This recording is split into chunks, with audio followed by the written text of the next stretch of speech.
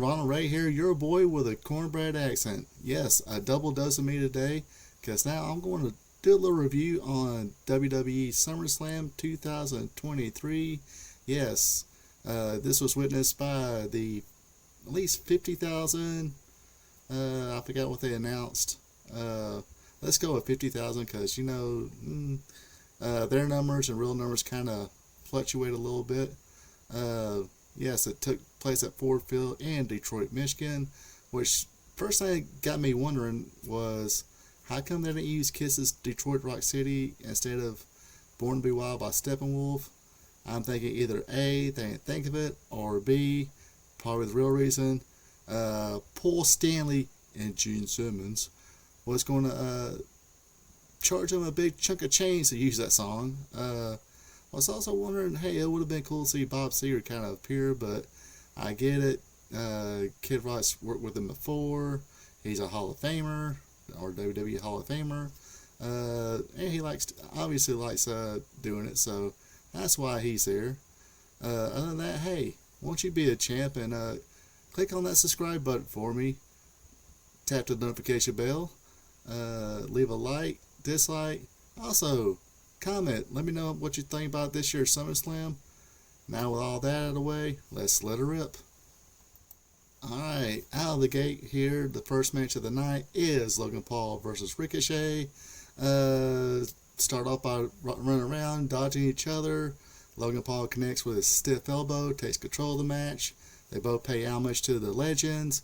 Paul with a big boot leg drop split. I guess they call it the Logan Hogan or something like that. Who knows? Then Ricochet, playing homage to The Rock, sort of, in his own special way, hits a People's standing moonsault. Paul went for a Spanish fly on the apron. They both landed on their feet. Ricochet wound up hitting the Spanish fly on the floor. Later on, Logan Paul hit the buckshot from the ring to the floor. From there, it was just a bunch of high-flying, highlight reel type stuff. Ricochet misses a 630. Someone handed Logan Paul a pair of brass knuckles. Levels Ricochet, 1, 2, 3. Right in front of the referee, but I guess he, sort of looked away, trying to avoid being hit, I guess. Either way, Logan Paul gets a win thanks to some brass knuckles. Some high-flying stuff. Yeah, some cool high-flying stuff. Some of the basics Logan Paul's not quite good at yet. Does Logan Paul have the, look and the charisma and athleticism? Yes. Is he better than 90% of the roster? No. And let's face it, Logan Paul came in here being a star. I really didn't know who he was. I don't follow everybody on social media, obviously. And I mean, kind of like what LA Knight said about him last week. I'm not a 14-year-old girl, so I doubt I would be, listening to or watching anything with Logan Paul. But anyway, he was already a name coming in, so he obviously is going to get a reaction. And due to some, I guess, real life controversial situations, he automatically is going to get heat. So, I mean, that's how he's going to get the reaction. And like I said, is he 90%, 95% better than everybody on the roster? No, I don't think so. Either way, like I said, just my opinion. Like I said, decent little high-flying little match here. Other than that, let's go to match number 2. Alright, next match of the night is the Beast Incarnate, Brock Lesnar, going against the American Nightmare, Cody Rhodes. This was pretty good. Cody tried to do that stick and move offense.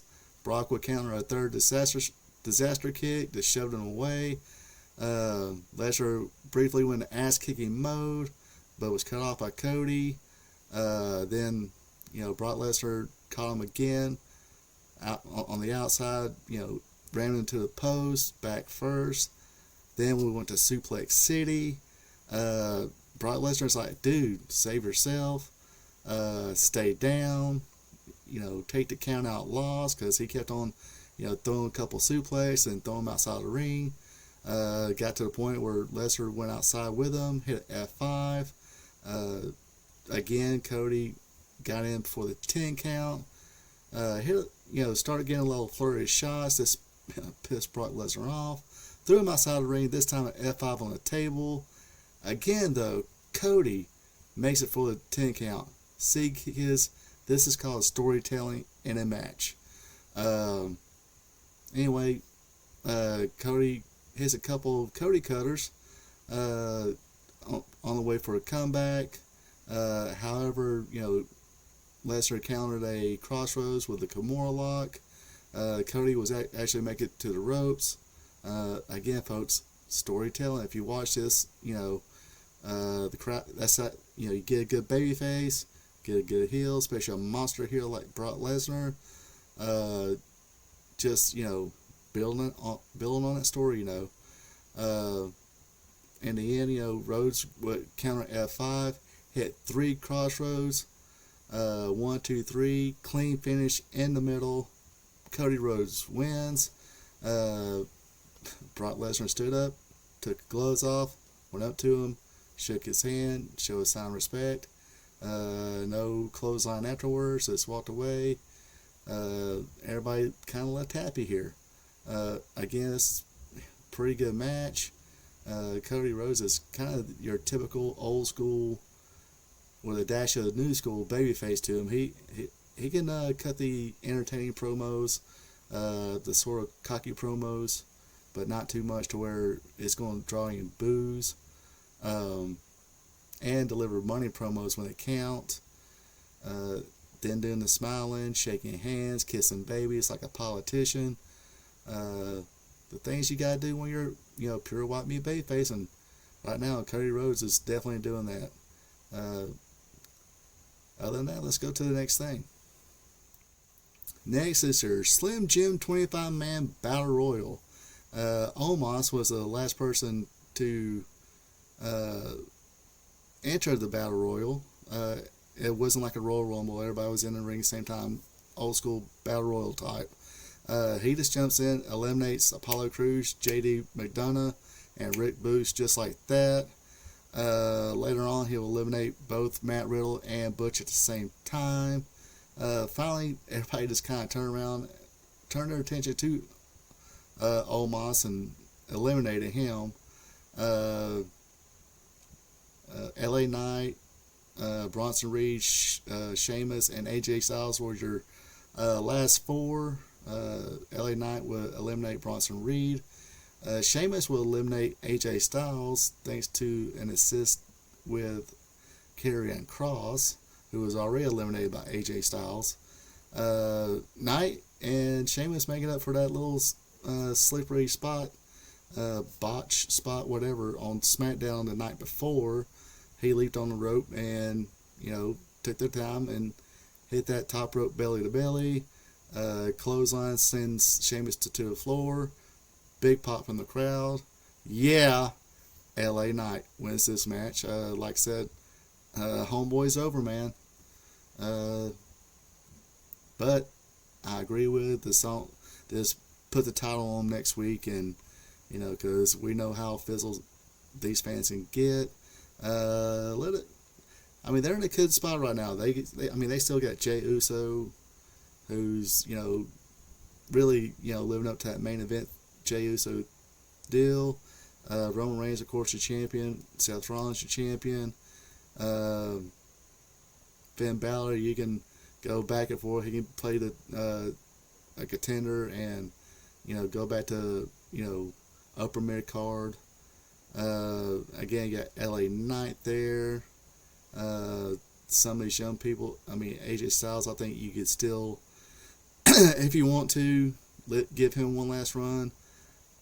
I don't know if he just don't care to. He's seems like all things are leading to where he just wants to quietly ride off in the sunset. And of course you got Edge. You can come in. You got some people here who can you don't need to really sign anybody or sign anybody from a secondary company, wink, wink, nudge, nudge, uh, to fill up any spots. Because man, they like I said, they got some talent here. So and talent who's uh, climbing the ladder. I mean, again, the only person talent they got was Cody Rhodes. So again, you got him in that main event spot. They're okay.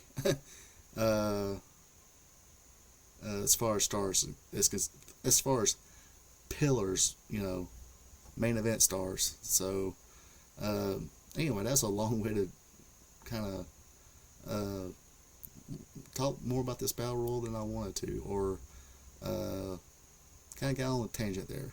In other words, sorry about that. Next, all right, next match of the evening is Ronda Rousey versus Shayna Baszler. MMA rules match. They jocked around, body blows. Baszler would get big kick to the head. Rousey answers back with a big knee strike to the face. Looked like kind of goosed her a little bit. Fans were not really feeling this. I think they should have just had a regular match. I think a regular match they could have done. The gloves were kind of off as far as MMA stuff. They could have had a solid, hard-hitting, stiff match, but they decided to do MMA rules. Whatever. They took a tumble on the floor. Baszler, I guess they thought she hurt her arm. Ronda Rousey would shove all the officials and medical out of the way, say, no, we ain't in it this way. So they get back at it. Baszler wins with the Hero Buddha lock, rear naked choke, whatever you want to call it. I think Michael called it a technical tap out. She passed out. That's what happened. But I guess that's what MMA calls it. Who knows? I don't think Michael Cole knows. Anyway, you're gonna be hearing a lot of Michael Cole.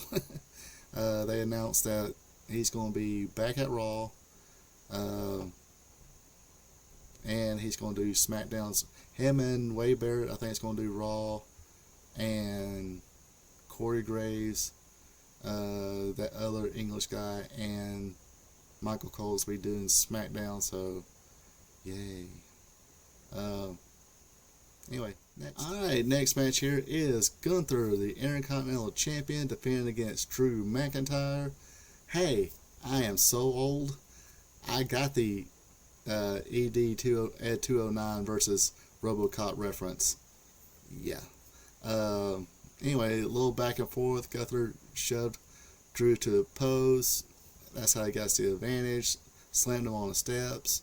Of course, Drew's going to fight back. Exchange of clotheslines. Gunther counters a Claymore kick with a shotgun drop kick. Hits the powerbomb for a 2 count.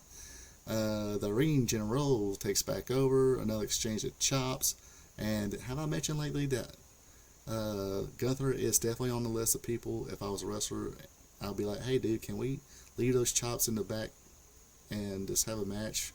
Yeah, you don't need those chops, Just leave those chops in the dressing room. Anyway, I digress. Anyway, match ends when Gunther avoids a possible superplex by shoving Drew off the top rope, causing him to straddle himself. Gunther with a splash, short clothesline, powerbomb, 1, 2, 3. Gunther successfully defends his Intercontinental Championship. I think he's a little more like 32 days away from actually being the greatest Intercontinental Champion of all time. Because yes, he will beat Honky Tonk Man's record, who was or is right now the greatest Intercontinental Champion of all time. They gotta get him a jumpsuit and all that. Gunther for that occasion. Just kidding. Anyway, good solid match here. Not as good as the 3-way with him and Gunther WrestleMania match, or Gunther Drew McIntyre Sheamus WrestleMania match, which still is my favorite match of the year. But it did what it did. Gunther's over again. Who's going to beat the guy? What do you think? Who do you think? Who you like to see beat Gunther and take that Intercontinental Champion? Leave your answer in the comments. We'll rap about it. Next. Oh, holy shit, I'm old. Did I just say leave your opinion in the comments and we'll rap about it? Jeez, I'm getting old.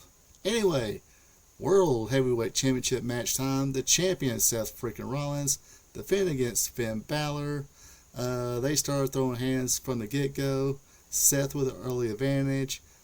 Balor bounces back, starts working on that arm because he's as you've seen in the match, he had it painted, not a tattoo, Michael Cole, painted, drawn out 7 years on the shoulder.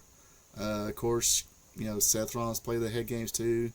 Wore that little shirt, that same shirt that he wore 7 years ago. Been funny if he wore the same gear all together for that more mind games, but he's still doing the goofy arm thing. Rollins does fight back after getting the arm worked on. Hits 3 suicide dives. Balor's right back though, working on the arm, attacking the arm. Rollins will answer back to buckle bombs, a frog splash for 2, pedigree for 2. Damian Priest comes out and kind of just distracts Seth Rollins for a little bit, and almost helps Finn Balor literally. Finn kind of pushed Seth Rollins off, and Priest just levels him. Like I said, almost cost Rollins the world title there. Rollins actually then rest of the Judgment Day would come out. Rollins will eventually take them all out. A little miscommunication. Little like Priest will say, "Hey, it's either do you want to use the case or let me cash in, whatever." Anyway, like I said, a lot of miscommunication there. Priest would actually throw in his Money in the Bank briefcase in the ring, distracts the ref. As Finn was going for the case, Seth Rollins would wind up hitting the stomp on Finn Balor on the suitcase, gets the win, and a pretty intense stare down between Seth Rollins and Damian Priest. But with that finish right there, don't look like it's going to be a happy car ride with the Judgment Day. Just my opinion. I asked this before, if there's somebody kicked out and somebody brought in, who would you like to see kicked out, and who would you like to see that person getting kicked out being replaced by? Again, leave that in the comments. We'll talk about it, not rap. Talk. Next. Alright, next up, we got ladies action again, this time for the WWE Women's Championship. The champion, Asuka, defended against Charlotte Flair and Bianca Belair. All three women get their moments to shine. No one having like a solid advantage, which is kind of a normal thing in a triple threat match or four-way match. It's just the way it is. Asuka, had an advantage. We'll get the advantage later on with the kicks and all. Then Charlotte, who is, man, she's getting lethal with those nip chops. I noticed she looked like she nailed Bianca a couple times in a nip. Again, this wasn't a bad match really. Fans were either tired, knew what was going to happen, or just flat out wasn't feeling this match either. We've seen Belair, get thrown off over the ropes onto the floor, hit hard into the steps. Looked like she was being carried off. The fans showed some respect, kind of clapped as she was being kind of carried off. However, miraculous comeback. Actually, give her credit. She sold this pretty freaking good. She hopped towards the ring, hopped towards the top rope, hit the 450 splash, still sold a knee, cover Flair for a 2 count. Which, this all seemed to kind of wake up the fans a little bit. Flair had the figure 8 on Belair. Asuka comes in, sprays a blue mist on Flair. She would go for a roundhouse kick on Belair, but she countered with a small package, pinning Asuka 1, 2, 3. Your winner and new WWE Women's Champion, Bianca Belair. Let's cue the music. Here comes Bayley and Io Sky. Bayley takes everybody out with a briefcase, namely Asuka and Flair. She went after Bianca, but Belair dodges it. Sky nails her with it though.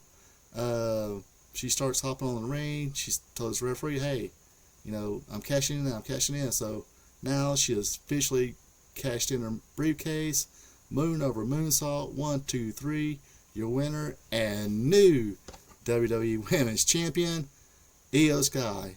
And I couldn't be more happier. I actually popped on this one. She had a great match with Bianca Belair to begin with. So this is kind of a nice little reward for her. Not really playing hot potato with the title, but let's we can't have all the titles be tied up with one person. All the titles tied up with one single person for years on end. That is kind of getting old. Which unfortunately it looks like I think Austin Theory will wind up losing his championship first.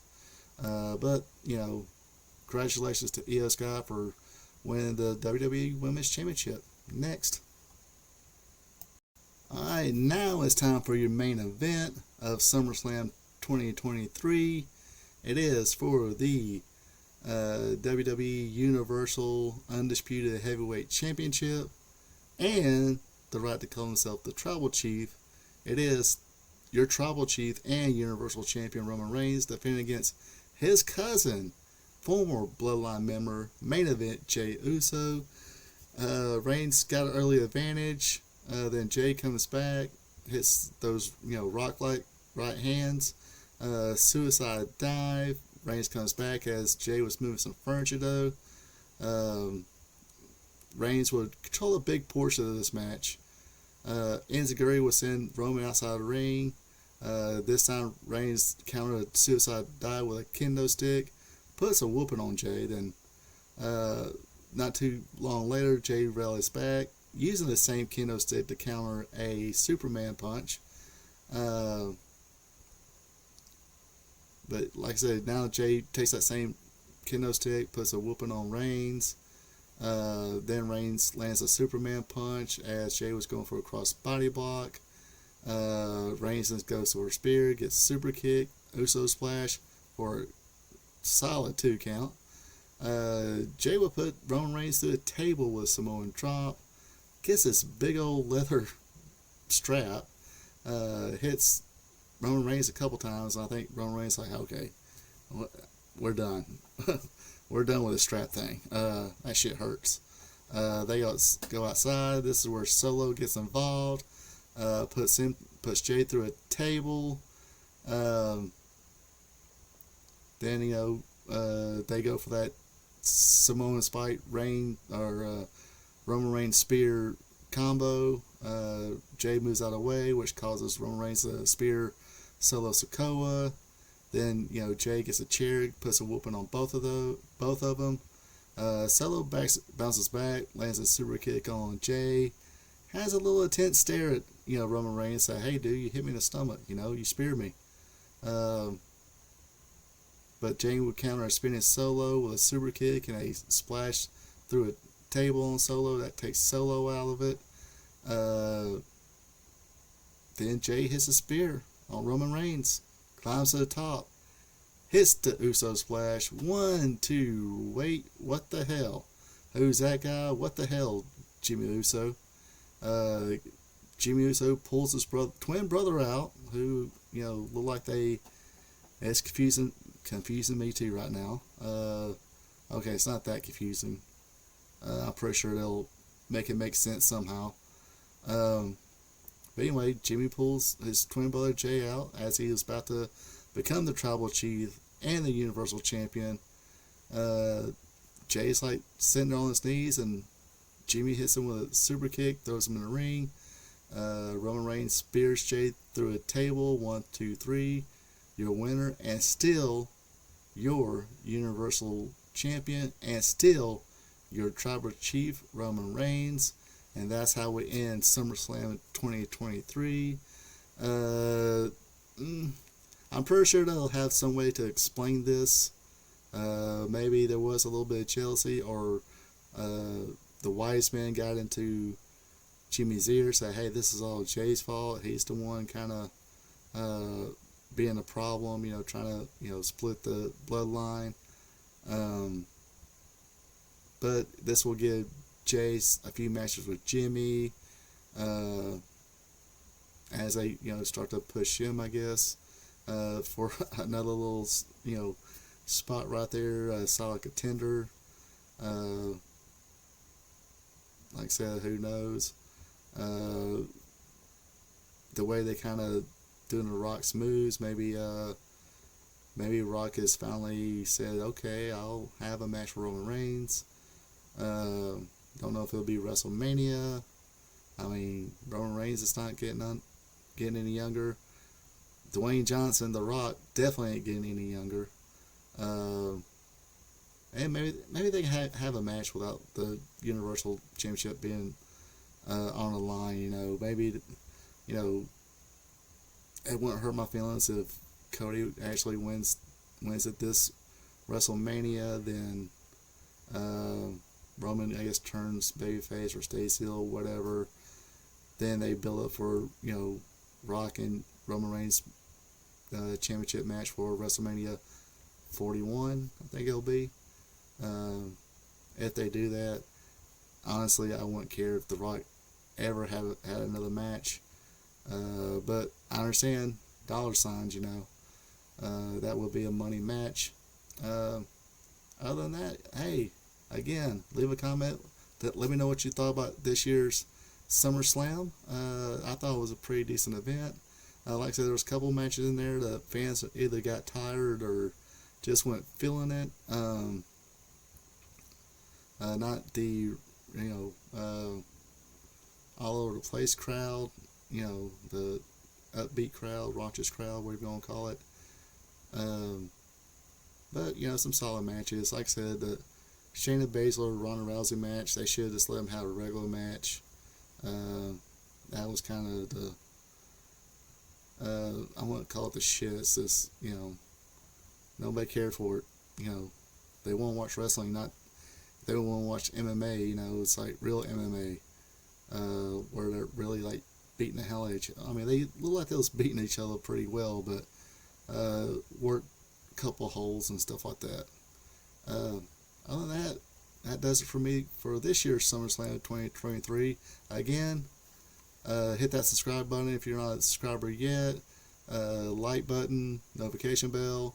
Also, leave a comment. How many times I gotta say leave a comment?